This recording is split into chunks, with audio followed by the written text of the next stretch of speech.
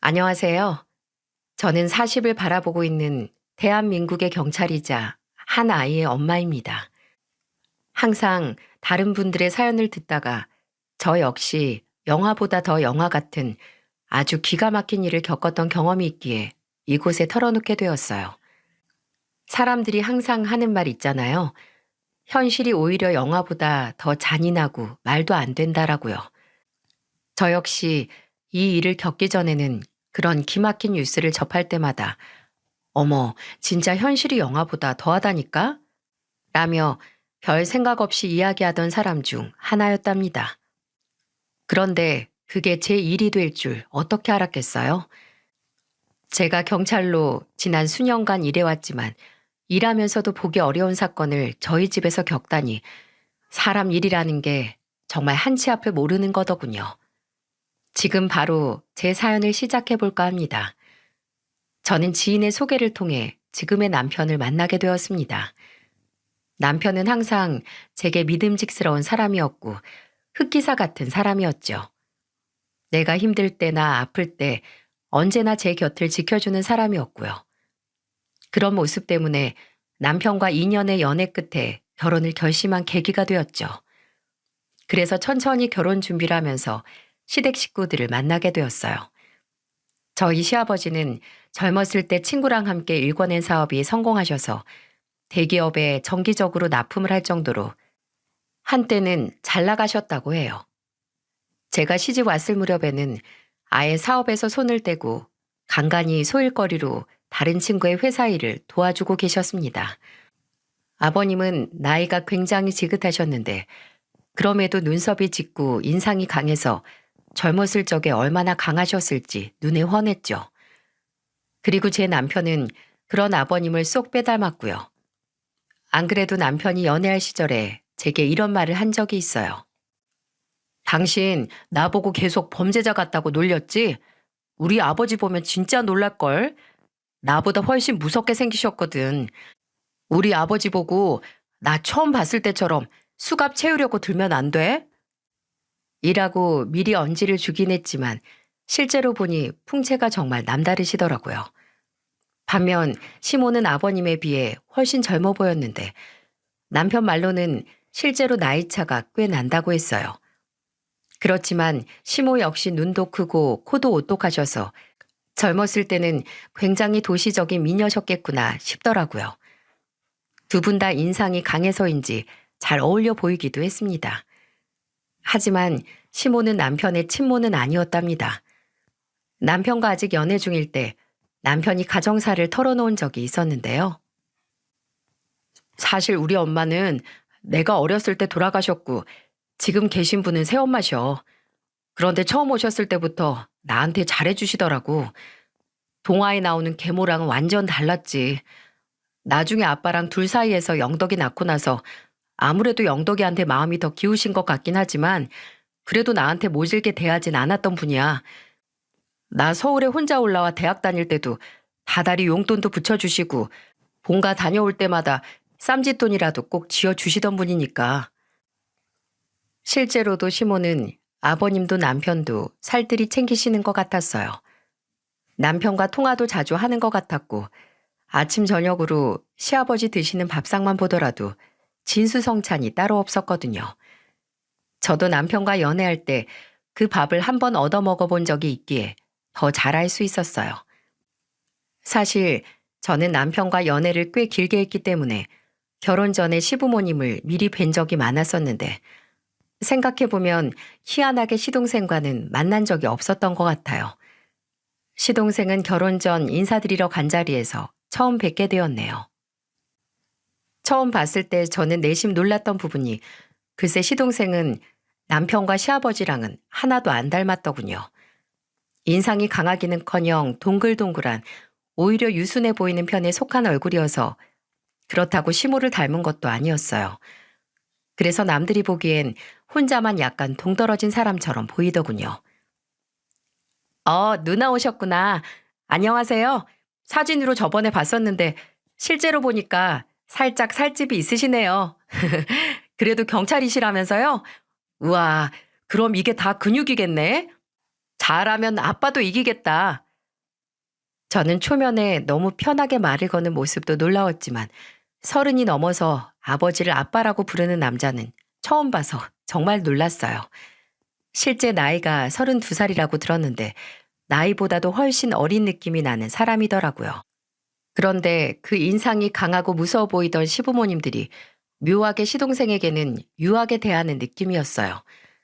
두 분이 재혼하고 낳은 아들이기도 하고 늦둥이어서 그렇기도 한 모양이었습니다. 너 이 녀석, 네 형수한테 누나가 뭐냐? 어서 와서 제대로 인사하거라. 아들, 오늘은 좀 일찍 들어오랬잖아. 옷 좀 단정하게 하고 어서 와서 앉아. 그래도 저는 그때까지만 해도 시동생에게 안 좋은 감정은 없었어요.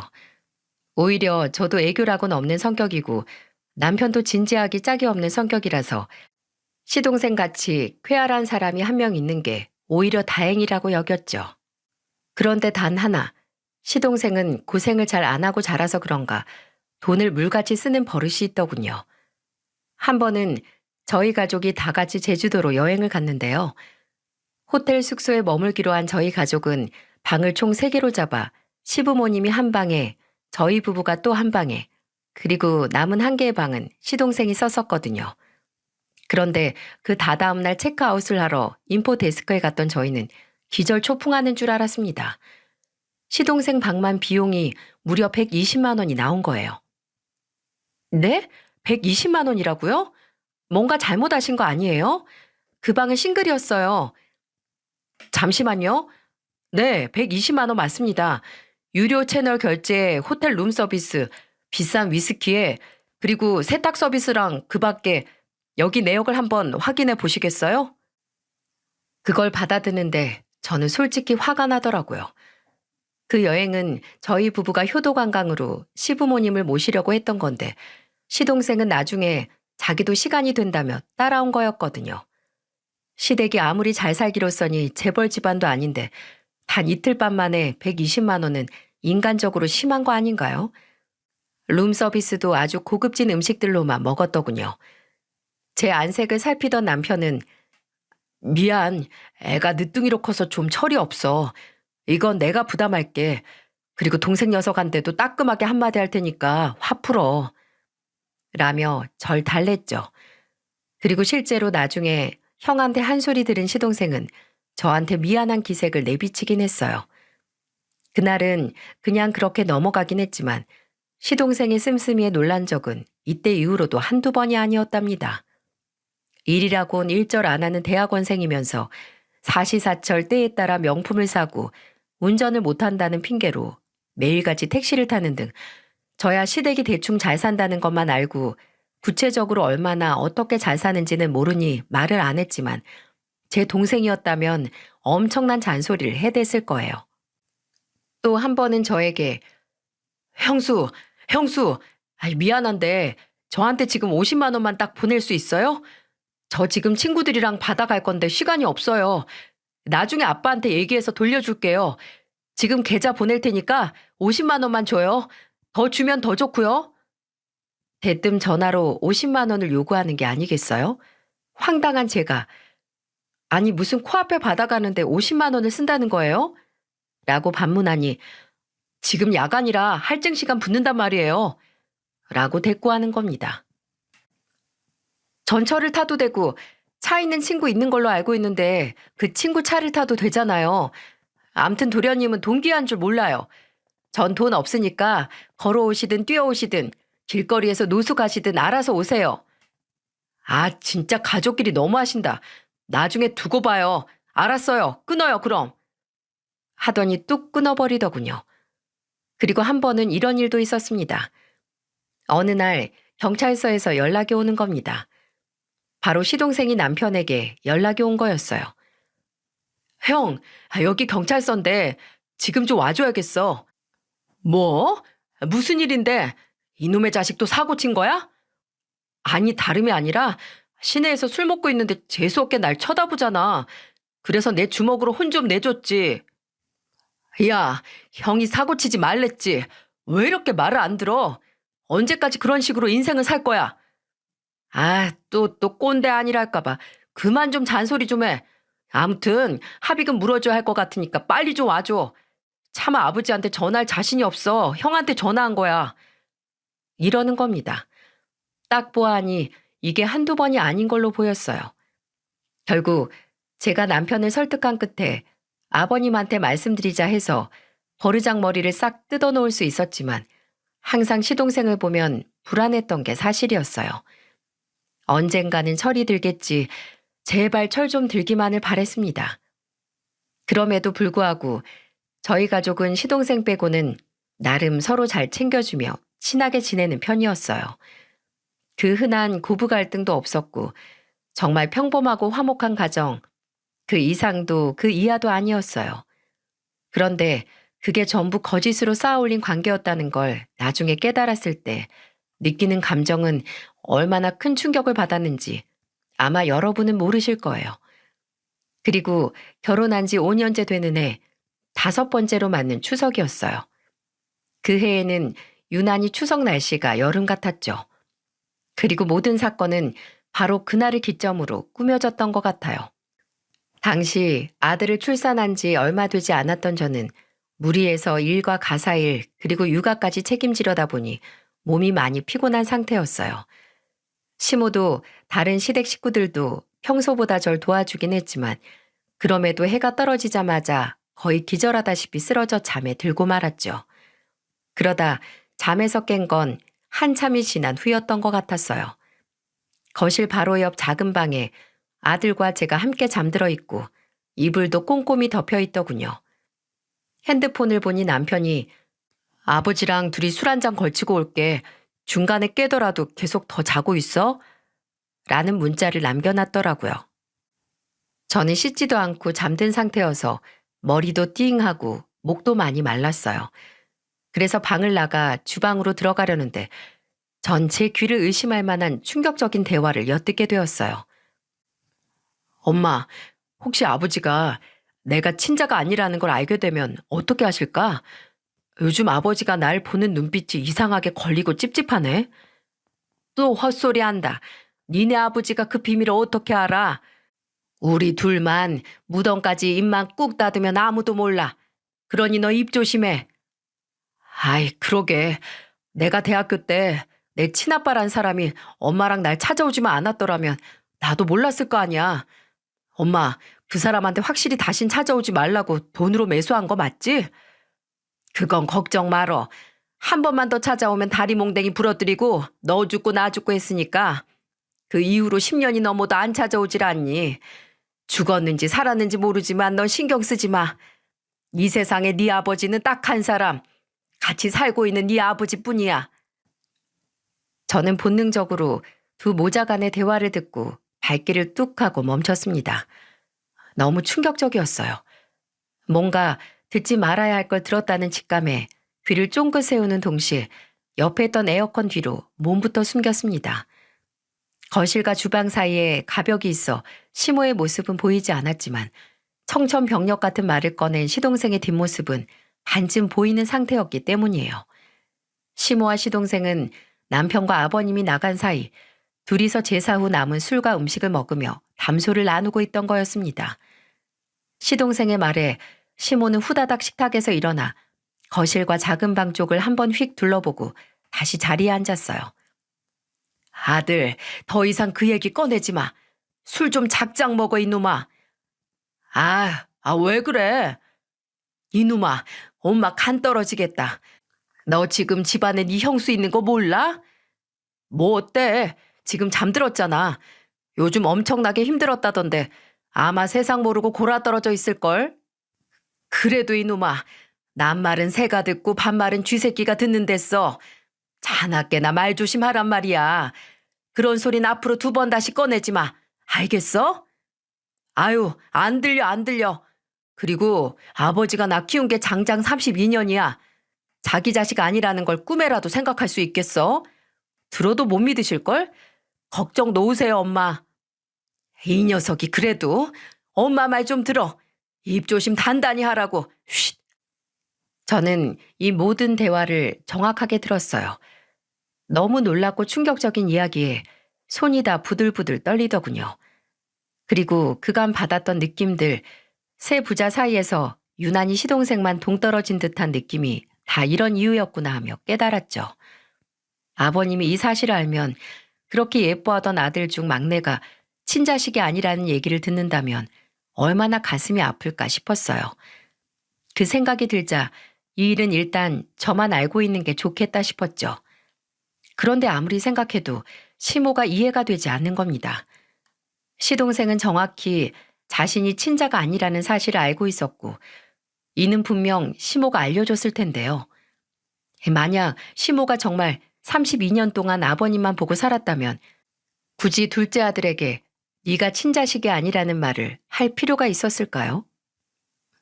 생각이 여기까지 미쳤을 때 시동생은 돌연 술에 취해서 이런 말을 하는 거였어요. 엄마가 아버지랑 30년 넘게 살았잖아. 그냥 엄마 이혼해. 내 친부라는 사람이 솔직히 언제 찾아올지 모르잖아. 그러니 제발 이혼하고 재산 깔끔하게 절반 받고 우리는 우리대로 저쪽은 저쪽대로 살라고 하자.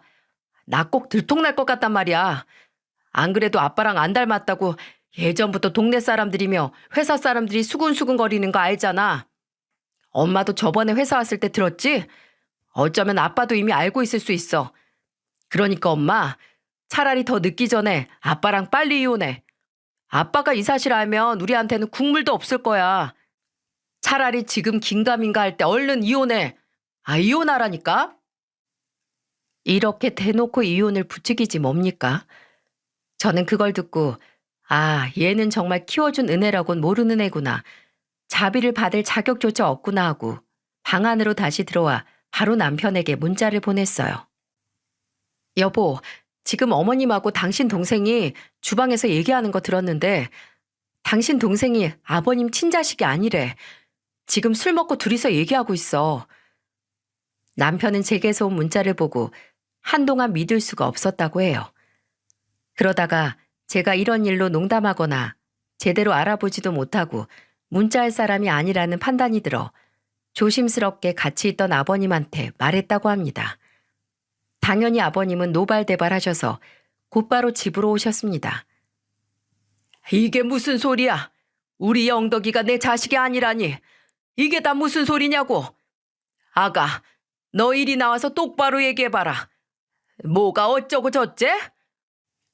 아버님은 술에 취해 인사불성인 두 모자에게 불호령을 내리셨어요. 그러자 그 말에 깜짝 놀라 재발이 저린 시모가 후다닥 아버님께 가서 여보, 아니야. 절대 아니야. 아니 그게 무슨 소리야. 우리 영덕이 당신이랑 내가 낳은 우리 자식이잖아. 어디서 그런 회개망측한 소리를 들은 거야 여보. 얼굴이 백지장처럼 하얗게 질려 극구 부인하는 겁니다. 당연히 제가 말도 안 되는 말을 했다며 호통을 치시려던 아버님은 시모의 그 반응에 오히려 확인 사살을 받은 것처럼 얼어붙으셨죠. 그리곤 곧 더 크게 분노하면서 그래? 당신 말은 그렇단 말이지. 그래, 좋다. 내일 당장 유전자 검사할 거니까 그렇게 알아. 영덕이 저놈이 내 자식인지 이참에 제대로 확인해보자. 안 그래도 주위에서 제 어릴 때부터 나랑 외모 성격 하나도 안 닮았다고 난리여서 의심쩍었는데 안 되겠다. 당장 할 준비해 이놈아. 라며 아예 못 박으셨죠. 시모는 그 말에 정말 사시나무 떨듯 떨기 시작했습니다. 여보, 지금 우리 나이가 몇인데 이 나이에 무슨 그런 말도 안 되는 짓을 하겠다는 거야? 당연히 당신 아들이지. 딱 보면 모르겠어? 그 검사인지 뭔지 안 해도 알잖아. 그래, 그렇게 자신 있으면 검사를 받아보면 될 거 아니야? 시끄러. 잔말 말고 영덕이 너 내일 나랑 검사 받고 올 거니까 그런 줄 알아라. 시동생 역시 귀신을 본 것 마냥 겁에 질린 표정이었죠. 결국 아버님은 다음 날 날이 밝자마자 시동생을 끌고 가서 유전자 검사를 하고 오셨습니다. 그리고 시간이 흐르고 얼마 뒤 경악할 만한 결과가 나오고 말았죠. 그 결과는 바로 친자 불일치. 네, 시동생은 정말로 아버님의 친자식이 아니었던 겁니다. 결과가 나오자 시댁은 그야말로 완전히 뒤집어졌죠. 한마디로 초토화되고 말았습니다. 남편도 큰 충격을 받았고 이 소식을 들은 저희 친정 부모님도 충격을 받으셨으니 당사자인 아버님은 오죽하셨겠습니까? 그 이후 시모와 시동생은 그야말로 바닥에 납작 엎드려 손이 발이 되도록 싹싹 빌기 시작했죠. 아버지, 전 아무것도 몰랐어요. 엄마가 절 속인 거라고요. 저는 태어나자마자 아버지 아들이었고 그런 줄로만 알고 살았는데 갑자기 제가 아버지 아들이 아니라뇨. 저한테 아버지는 절 키워주신 아버지 한 분뿐이에요. 여보, 우리 영덕이야, 우리 영덕이. 영덕이 몰라? 당신이 그렇게 예뻐하던 막내 아들 영덕이라고. 얘 젖먹이 때부터 당신이 손수 키운 당신 아들이야. 그래, 내가 죄를 지은 건 맞아. 당신한테 큰 죄를 지었어. 그치만 무려 32년 동안 나 당신 옆에서 할 만큼 다 했잖아. 우리 영덕이랑, 그리고 당신 첫째 아들 태호. 내 친아들처럼 보살피면서 당신한테도 정말 잘했잖아. 젊었을 적 그 한 번의 실수로 32년이 전부 없던 거라고 할 수 있어? 32년이라고. 그간의 정을 봐서라도 한 번만 봐줘. 나 한 번만 용서해줘. 시모는 정말 제정신이 아닌 사람 같았죠. 어떻게든 살려고 발버둥치는 모습이 흡사 물귀신 같기도 해서 섬뜩하기까지 했습니다. 시동생 역시 정신없이 울고 있었고요. 아버님도 눈물을 흘리시며 괴로워하셨습니다. 그리고 며칠을 깊은 생각에 잠기시더니 결국 두 사람의 악어 같은 눈물에 넘어가고 말았어요. 시모야 그렇다 쳐도 아무것도 몰랐던 자식을 32년 동안 내 새끼인 줄 알고 키웠던 자식을 어떻게 하루아침에 내치겠습니까? 아버님은 한동안 술로 밤을 지새우셨답니다. 아버님 연세도 있으신데 저러다 큰 병 나시는 거 아닌가 싶어 몇 주간 저희도 피가 마르는 것 같았죠. 결국 아버님은 두 사람을 용서했습니다. 아버님은 그 몇 주 동안 시모와 시동생이 있는 집으로 들어가긴 싫으니 저희 집으로 오셔서 주무시는 날이 많았는데요. 마지막 날에는 씁쓸하게 얘기하시더군요. 내가 이 나이까지 살아오면서 세상 만사 내 뜻대로 해보이겠다고 혈기를 부렸던 적이 얼마나 많았는지. 근데 태호 저놈 애미 보내고 또 영덕이 애미 들여서 영덕이 보고 같이 사업했던 친구놈도 먼저 가버리고 그러면서 결국 남는 건 자식들 뿐이라는 걸 깨닫게 되더구나. 아가, 넌 아직 잘 모르겠지만 자식 키우는 건 결국 끊임없이 나를 내려놓는 일이거든. 마음대로 되는 건 아무것도 없다는 뜻이다. 그런데 내 자식이니까 그게 또 다 용서가 돼. 용서가. 그렇게 내 젊은 날 다 바쳐서 키워놨는데 이미 난 이렇게 다 늙어버렸는데 이제 와서 피가 좀 다르다 한들 어쩌겠니? 이제와 영덕이를 버리면 어쩔 것이고 또 영덕이 애미를 버리면 어쩔 것이야. 다 내 업보인 게지. 그렇게 아버님은 다시 시모와 시동생이 있는 그 집으로 돌아가셨습니다. 그런 아버님이 걱정된 남편도 한동안은 그 집에서 자고 오기도 하고 자주 드나들며 아버님을 살폈어요.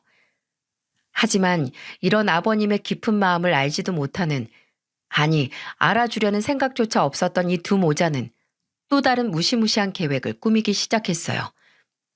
아버님이 큰 슬픔에 사로잡혀 집에 안 들어가시는 동안 이들은 아버님을 걱정하거나 찾으러 오기는커녕 오히려 더욱 대담한 계획을 세웠던 것이죠. 아버님이 가지고 있던 재산은 살고 계시던 집을 포함해서 총 18억 정도가 됐었습니다. 그런데 자신이 친자가 아니라는 사실이 밝혀지자 시동생은 자신에게 유산이 한 푼도 돌아오지 않았을까봐 걱정이 되었던 모양이에요. 그리고 아버님 친자식이 아니기에 법적으로 줄 의무는 없었습니다. 이때부터 자신의 몫을 제대로 뜯어내기 위해 계획을 세웠던 거였어요. 그리고 그때 아버님에게 예기치 못한 불행이 찾아왔습니다. 아버님이 친구분과 술을 먹고 돌아오시던 길에 횡단보도를 걷다 교통사고를 당하고 말았어요. 아버님이 그 옆 비탈길로 떨어지시는 바람에 허리와 다리를 크게 다치셨어요. 그렇기에 수술을 할 수밖에 없는 상황이었고 수술이 끝나고도 한동안 병원 신세를 져야만 했습니다. 게다가 퇴원하고 나서도 한동안 집에 누워 계셔야만 했고요. 아버님은 자신의 아들이 아니라는 아픔을 술로 이기려 하시다 결국 탈이 나고 말았던 겁니다. 너무 가슴이 아팠어요. 왜 아버님에게 이런 일이 연거푸 생기는지 그들 모자가 너무 원망스러울 뿐이었습니다. 남편은 휠체어 생활을 하게 된 아버님이 걱정이 되어 시동생에게 자주 연락을 했어요. 시동생은 그때마다 형, 걱정하지 마. 내가 잘 보살펴 드리고 있으니까. 지금? 지금은 엄마랑 앞에 산책 나가셨어. 계속 누워만 있어서 답답하신지 휠체어로 요 앞에 잠깐 돌다가 오신다고 해서 엄마가 같이 나갔지. 괜찮아. 아빠 잘 지내고 계시니까 걱정하지 마. 동생의 듬직한 말에 남편은 그런가 보다 하는 듯 싶었지만 저는 그 말을 믿을 수가 없었죠. 저의 계속되는 의심에 남편은 애가 철은 없어도 나쁜 애는 아니야. 그때 자기가 들었던 말은 술 취해서 좀 격하게 나간 말이었겠지. 얘는 어려서부터 아버지도 나도 잘 따르던 애니까 크게 걱정하지 않아도 돼. 라며 절 안심시켰습니다. 하지만 저는 바쁜 일이 좀 끝나는 대로 찾아뵙는 게 좋겠다고 벼르고 있었어요. 그러던 어느 날 갑자기 남편에게 한밤중에 상상도 못할 위급한 상황이 발생했습니다. 모르는 번호로 그것도 야심한 밤에요.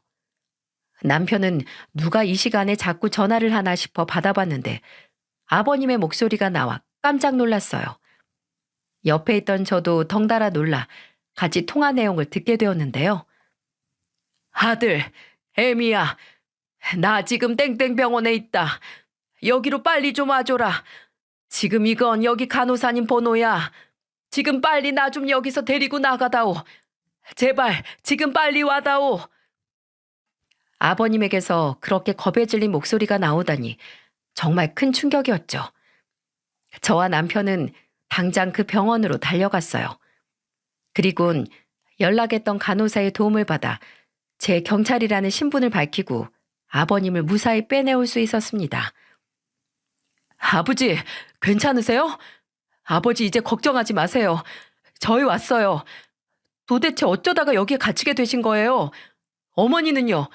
영덕이는요? 그것들이야. 네? 그것들이 날 여기에 가뒀단 말이다. 빨리 그 둘이 오기 전에 나가자꾸나. 어서. 그것들은 사람이 아니야. 들키면 또 무슨 짓을 할지 모른다. 어서 가자. 일단 잔뜩 겁먹은 아버님을 진정시키기 위해서라도 저희는 서둘러 차를 몰아 그 지역을 빠져나왔어요. 그리고 돌아오는 길에 아버님께 자초지종을 듣고 경악을 금치 못했습니다. 며칠 전 아버님이 저녁 식사를 마친 후 시동생이 아버지, 이게 요즘 홈쇼핑에서 계속 나오는 제품인데 뼈를 붓게 하는 데는 최고래요. 이거 좀 드셔보세요. 하며 음료수 한 잔을 내오더랍니다. 그걸 그대로 받아 마셨는데 그 이후로는 기억이 없고 일어나 보니 주방과 거실 쪽에 있는 작은 방에 감금이 되어 있었다고 해요. 아버님은 그 음료수를 먹고 잠이 들었던 겁니다. 그것들이 분명히 나한테 이상한 약을 먹인 게야. 그 외 수면제 있잖니? TV에 보니 잠 오게 하는 그런 약이 있다며. 그걸 나한테 먹인 것 같다. 아주 처음부터 작정을 하고 버린 짓 같아. 라며 그 짐승들이 벌인 일들을 전부 말해주셨습니다. 아버님의 얘기를 듣는데 저희는 너무 화가 나고 치가 떨리더군요. 남편은 감정을 주체 못해 몇 번이나 중간에 차를 세울 정도였어요. 그런데 그들의 악행은 거기서 끝이 아니었습니다. 아버님은 저희 집이 아닌 당신 집으로 가길 원하셨어요. 최대한 빨리 가야 한다며 분노를 하며 말씀하셨습니다. 내가 그것들 요즘 하는 행동들이 이상하길래 초소형 카메라를 설치해 놨다. 혹시 몰라서 업체를 불러 카메라를 설치해 놨거든. 일단 거실 숨겨놓은 그것부터 빨리 찾아와라. 거기에 영상이 전부 찍혔을 게다. 그것들이 눈치채고 오기 전에 빨리 가져와야 해. 라며 저희를 재촉하셨습니다. 저희는 아버님 말씀대로 그 썩어 빠진 짐승들이 없을 때 집에 몰래 잠입해서 카메라를 가져와 저장돼 있는 영상을 틀었어요. 그리고 거기엔 차마 눈뜨고 보기도 어려운 그들의 추악한 만행이 담겨져 있었죠. 시동생의 음료를 마시고 기억을 잃은 아버님은 침대에서 눈을 뜨셨다고 합니다. 겨우 방문으로 가 문을 열어보려 했지만 문은 열리지 않았고 그 앞에서 시모와 시동생이 하는 말만 들렸다고 해요. 원래 아버님은 집안 서재 안의 금고에 금을 모으는 걸 좋아하셨는데 특히 이 당시엔 금값이 올라갈 것이라 예측하시고 대부분의 자금을 은행에 넣지 않고 일부러 금에 투자해 모아놓으셨어요. 그 사람들은 어떻게 금고 비밀번호를 알고서는 아버님이 잠든 틈을 타 금고에 있는 금과 현금들을 가로채려 했던 겁니다. 하지만 뛰는 놈 위에 나는 놈 있다는 말 들어보셨죠? 아버님은 그들이 재산을 가로챌 수 있다는 걸 짐작하고 금고 비밀번호를 바꾸고 경보음까지 설치를 했던 거였어요. 영상 안에서 시모는 계속해서 아버님께 돈을 요구했어요. 당신 이렇게 평생 누워있고 싶어? 빨리 비밀번호 말해. 어차피 우리 영덕이는 당신 자식 아니라고 재산도 안 넘길 거 아니야? 그 큰 재산 전부 큰애한테 넘길 거잖아. 그러니 아예 지금 우리 영덕이 몫을 받아야겠어. 우리 아들 이제 결혼도 해야 되니까 빨리 집 한 채는 구할 수 있는 돈을 달라고. 금고 비밀번호 뭐야? 당장 말해. 죽을 때까지 갇혀 살고 싶지 않으면. 됐다, 됐어. 난 그 돈 절대 못 준다. 그리고 난 큰놈 결혼할 때도 아무것도 안 해줬어. 기억 안 나? 그런데 지금 뭔 소리 하는 거야? 얼른 이 문 안 열어? 그렇게 나온다 이거지? 그럼 계속 그 안에 있어. 한 번 밥도 못 먹고 화장실도 못 가고 계속 그 안에 갇혀 있어봐 어디. 우리 도움 없이는 아무 데도 못 나가. 갇혀있는 아버님이 계속 꺼내달라고 해도 아랑곳하지 않고 생활하면서 정말 말 그대로 감금해 놓고는 틈만 나면 문에다 대고 소리소리를 지르더군요. 금고 비밀번호를 알려달라고요. 지들끼리는 소고기도 구워 먹고 집안이 쓰레기장이 되도록 배달 음식 포장지를 아무데나 버리고 아주 개판이었어요. 아버지, 아버지가 좋아하는 소고기도 드시면서 오래오래 사셔야죠. 얼른 비밀번호 알려주세요. 네? 저희도 이러는 거 영 마음이 별로 좋지 않아요. 아버지만 고집 꺾으시면 될 일을 왜 이렇게 어렵게 만드세요? 아버지 손주 유치원 가는 거, 초등학교 가는 거 다 보셔야죠. 안 그래요? 아버지, 비밀번호 뭐예요? 네? 뭐냐고요? 당신, 내가 당신 재산 딱 10억만 주면 내가 당신이랑 깔끔하게 이혼해 줄게. 어? 나 이 정도면 당신이랑 오래 살았잖아. 내가 당신이랑 산 세월이 32년이에요. 32년. 이 정도면 나도 퇴직할 때 되지 않았어? 어차피 당신 나 그렇게 사랑한 것도 아니었잖아. 내가 깔끔하게 이혼해 줄 테니까 10억. 더도 덜도 말고 딱 10억으로 서로 자유로워집시다. 시모와 시동생의 협박은 오랫동안 이어졌어요.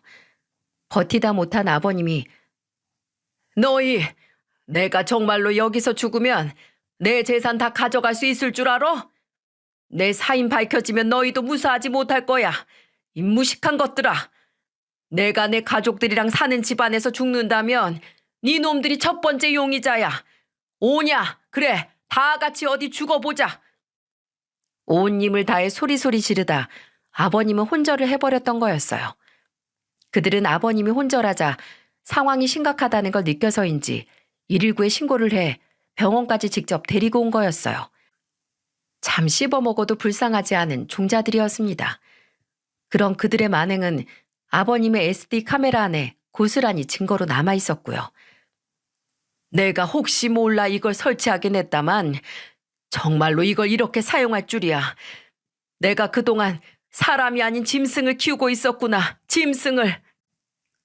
그리고 더 반전인 건 아버님은 사실은 혼절한 게 아니라 혼절한 척 한 거였어요. 어떻게든 집에서 나와 저와 남편에게 연락을 하기 위해 그들을 속였던 것이었죠. 참, 이 상황에서도 어떻게 그런 기질을 발휘하신 건지 놀라울 따름이었죠. 그 후 저희 집에 도착해 기운을 조금 차리신 아버님은 뜨거운 눈물을 흘리셨고 이를 지켜보던 남편과 저도 같이 울 수밖에 없었죠. 남편은 영상을 다 보고 나서 카메라를 들고 곧바로 경찰서로 달려갔습니다. 그 시각 시모와 시동생은 병원 근처에 있는 식당에서 밥을 먹고 있었고 아버님이 언제 깨어나실지 모르니 병원 근처 찜질방에서 숙식을 하고 있더군요.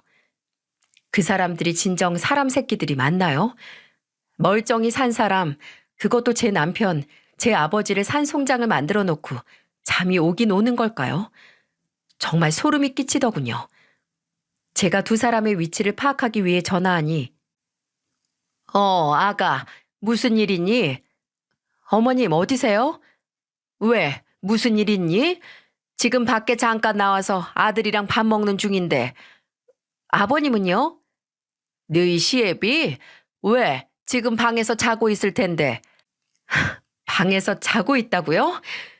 진짜 사람도 아니네요. 아버님이 방에서 주무시고 계시다고요?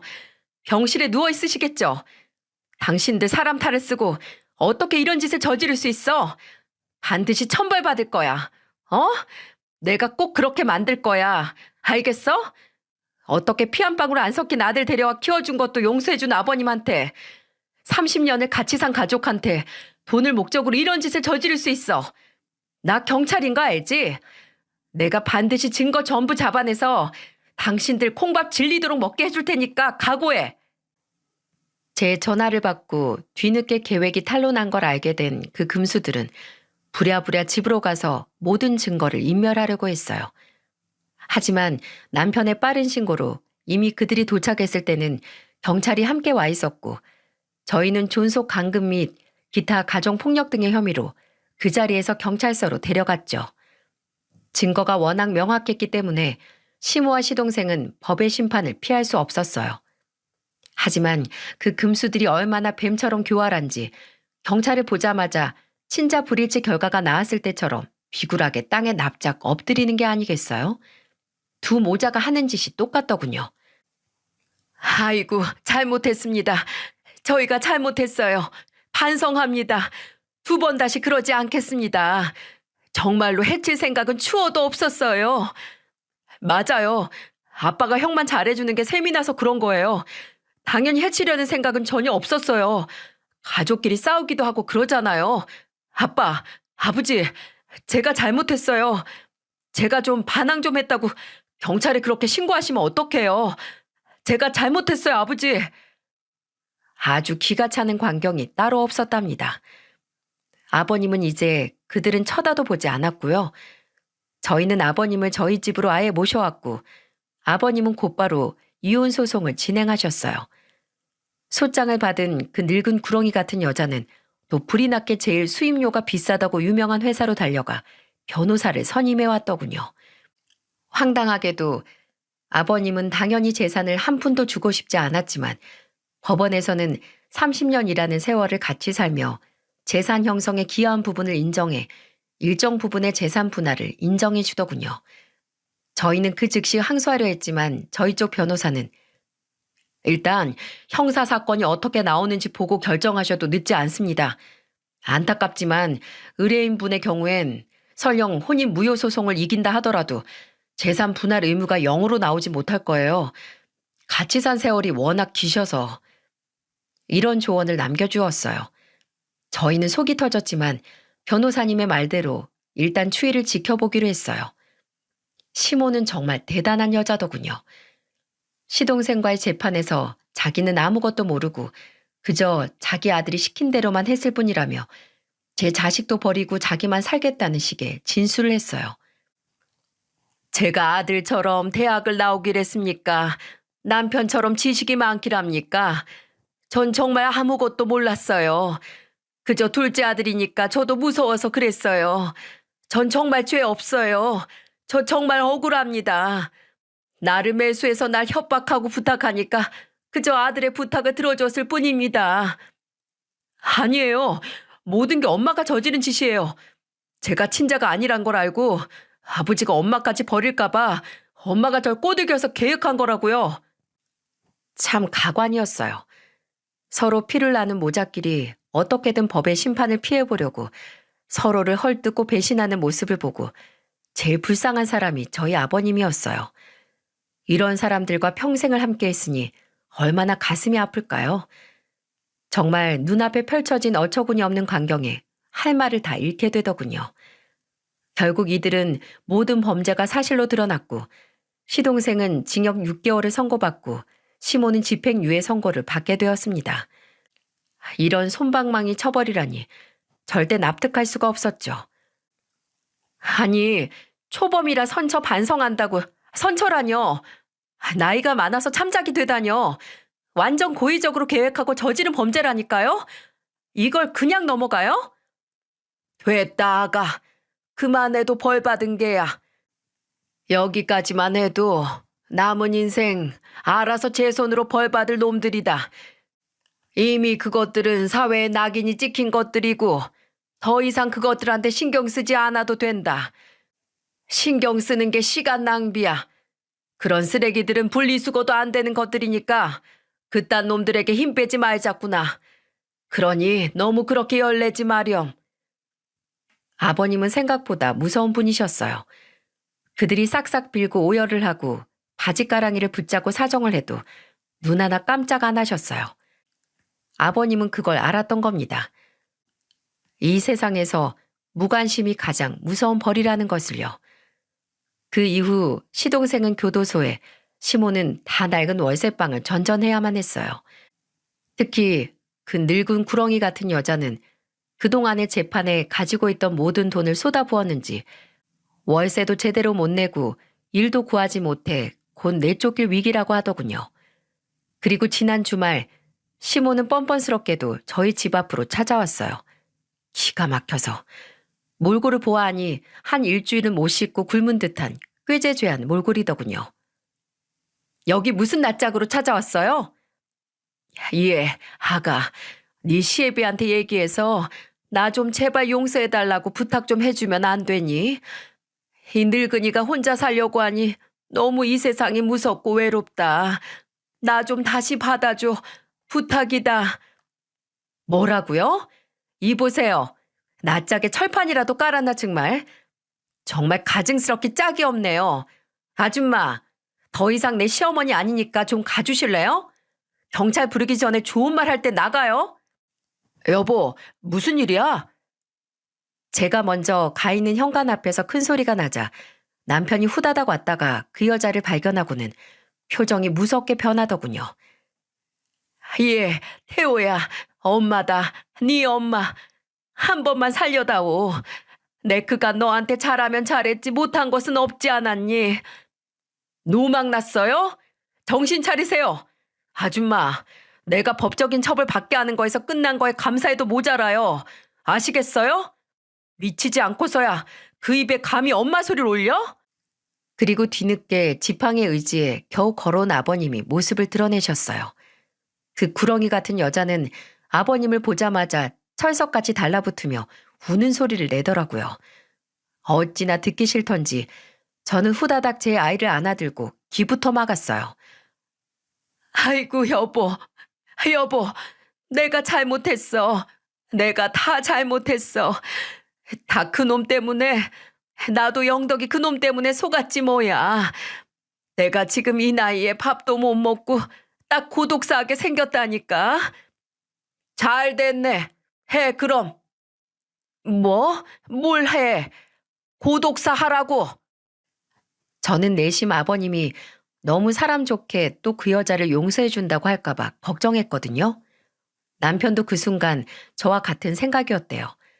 그런데 그때 아버님을 딱 보니 눈빛이 정말 형형하신 게 정말 호랑이가 되신 것 같았어요. 그리고 큰 소리로 호통을 치는데 어찌나 제 속이 뻥 뚫리던지요. 당신 말대로 32년이야. 장장 32년. 그동안 내 뒷바라지 하면서 얼마나 내 명을 가늠했었나. 말해봐봐. 어? 입이 있으면 어디 말해보라고. 머리 검은 짐승은 거두는 거 아니라더니만 그저 강한 사람 앞에서만 설설 기는 척하면서 남의 곳간 빼먹을 궁리밖에 안 하는 버러지 같은 인간이었는 줄 알았다면 내 진즉에 내쳤을 것이야. 고독사라고? 그런 벌이라도 당신은 달게 받아야지. 당신 그 표독스런 성질에 여태껏 과분한 호사를 누렸던 거야. 그동안 쌓여 있었던 죄가 도로 전부 받게. 아버님의 천둥 같은 호통 소리에 시몰한 여자는 찍소리도 못하고 벌벌 떨다가 뒷공무니가 빠지게 도망을 갔습니다. 그래도 한때 좋게 생각하던 시어머니였는데 그 겹겹이 쌓여있던 거짓이 낱낱이 파헤쳐지니 초라하기 그지없는 금수였을 뿐이더군요. 그 모습을 보자니 검둔 개가 몇 감듯 한다는 말이 딱 들어맞는 것 같았답니다. 살면서 누구나 실수할 수 있죠. 순간적으로 나쁜 마음도 먹을 수 있어요. 하지만 제 잘못을 제대로 깨닫지도 그 잘못으로 인해 큰 코가 다쳤음에도 뉘우치지 않는 사람은 사람이 아니라 짐승이죠, 짐승. 앞으로도 영원히 갱생 가능성이 없으니까요. 아마 아버님도 그걸 아셔서 앞으로 저들이 제 죄값을 제가 알아서 받을 거라고 말씀하셨나 봅니다. 저희는 아버님 본가를 처분하고 저희 집에 아버님을 모시면서 잘 살고 있어요. 아버님은 요즘 손주 재롱 보는 재미로 웃음도 많아지시고 얼마나 얼굴이 좋아지셨는지 모릅니다. 저희 모두는 전보다도 더 행복해졌고 아픈 기억은 전부 잊고 더더욱 행복해지려고 노력하고 있어요. 그런 저희의 노력 덕분인지 아버님은 건강도 많이 회복되시고 재활치료도 열심히 받으셔서 이제는 조금씩 휠체어 없이도 걸어 다닐 수 있게 되었죠. 워낙 나이가 있으신 분이라 젊은 사람보다 쉽진 않겠지만 아버님께서 정상적으로 걸을 수 있도록 며느리로서 최선을 다할 겁니다. 그리고 대한민국 경찰의 일원으로서 잘못을 저지른 사람은 꼭 죄값을 받는다는 걸 꼭 상기시켜 주겠습니다. 저의 두서 없었던 이야기를 끝까지 들어주신 모든 분들께 정말 감사드립니다. 오늘 하루도 나쁜 것은 빨리 잊거나 지나쳐 버리시고 행복한 것들만 가득히 보시길 바라겠습니다. 감사합니다.